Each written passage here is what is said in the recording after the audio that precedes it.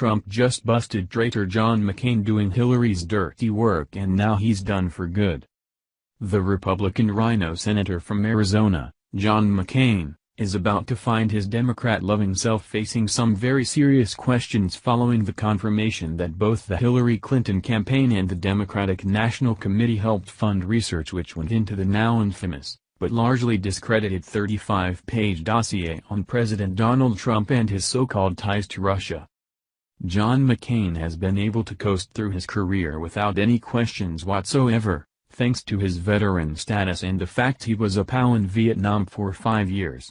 He's had no problem being part of the opposition research on peace on Donald Trump during the presidential election, without anyone asking questions about where it came from.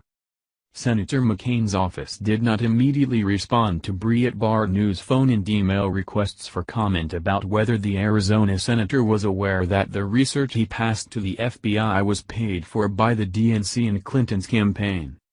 Via The Guardian, John McCain passes dossier alleging secret Trump-Russia contacts to FBI. January 11, 2017.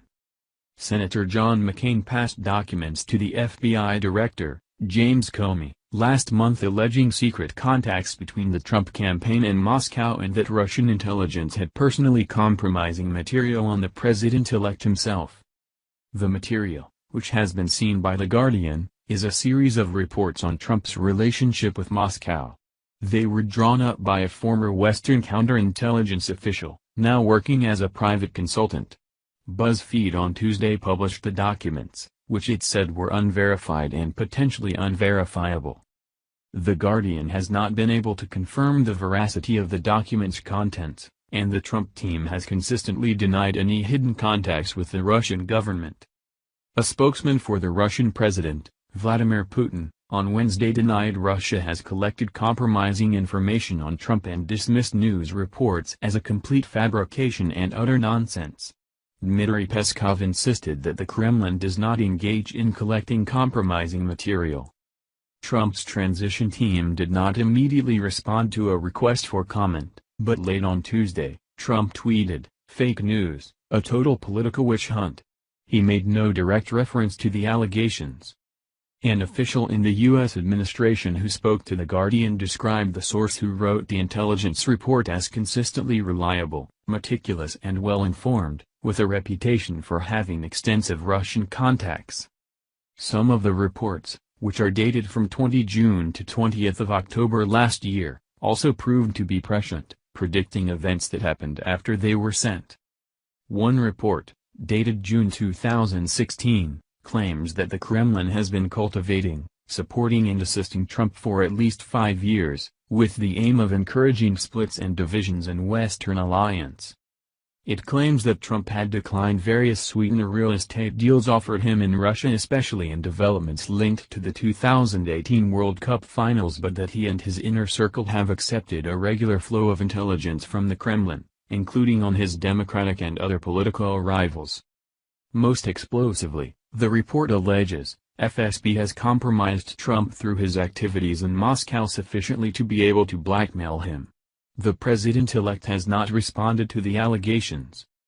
CNN reported on Tuesday that the FBI was still investigating the credibility of the documents but added that the intelligence chiefs had included a summary of the material in a secret briefing on Russian interference in the election delivered last week to Barack Obama and Donald Trump.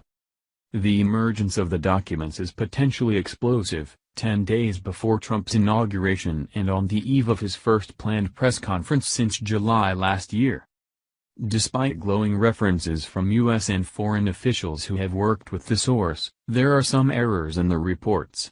One describes the Moscow suburb of Barvikha as reserved for the residences of the top leadership and their close associates. But although it is a very expensive neighborhood, there are no restrictions on who can own property there. The document also misspells the name of a Russian banking corporation. The FBI does not normally make any comment on ongoing counterintelligence investigations but was under increasing pressure from Democrats and some Republicans to act before the inauguration, particularly because of Comey's announcement of a continuing investigation into Hillary Clinton's email server 11 days before the election, which many of her supporters believe cost her the presidency. The reports were initially commissioned as opposition research during the presidential campaign, but its author was sufficiently alarmed by what he discovered to send a copy to the FBI. It is unclear who within the organization they reached and what action the Bureau took. The former Democratic Senate leader, Harry Reid, has lambasted Comey for publicizing investigations into Hillary Clinton's private server, while allegedly sitting on explosive material on Trump's ties to Russia. Another Democratic senator, Ron Wyden, questioned Comey insistently at a Senate Intelligence Committee hearing on Tuesday on whether the FBI was pursuing leads on Trump campaign contacts with Russia. Has the FBI investigated these reported relationships? Wyden asked. Comey replied, "I would never comment on investigations, in a public forum." The Guardian can confirm that the documents reached the top of the FBI by December. Senator John McCain, who was informed about the existence of the documents separately by an intermediary from a Western allied state, dispatched an emissary overseas to meet the source and then decided to present the material to Comey in a one-on-one meeting on 9 December, according to a source aware of the meeting.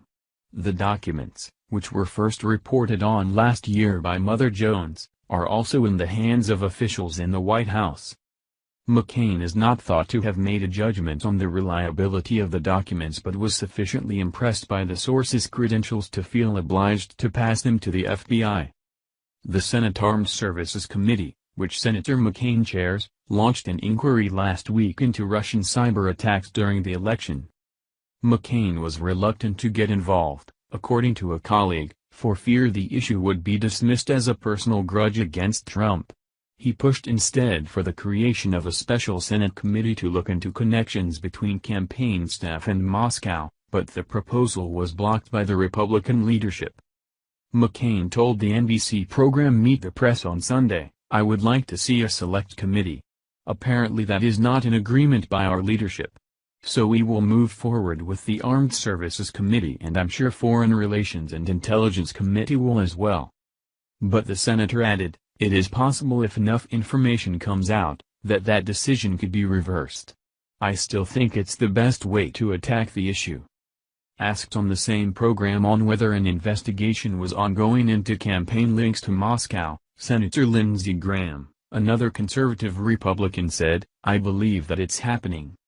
According to the report passed to Comey, Russian intelligence allegedly gathered compromising material during Trump's stay in Moscow in November 2013, when he was in the city to host the Miss Universe pageant. Another report, dated 19 July last year said that Carter Page, a businessman named by Trump as one of his foreign policy advisors, had held a secret meeting that month with Igor Sakhin, head of the Rosneft state-owned oil company and a long-serving lieutenant of Vladimir Putin.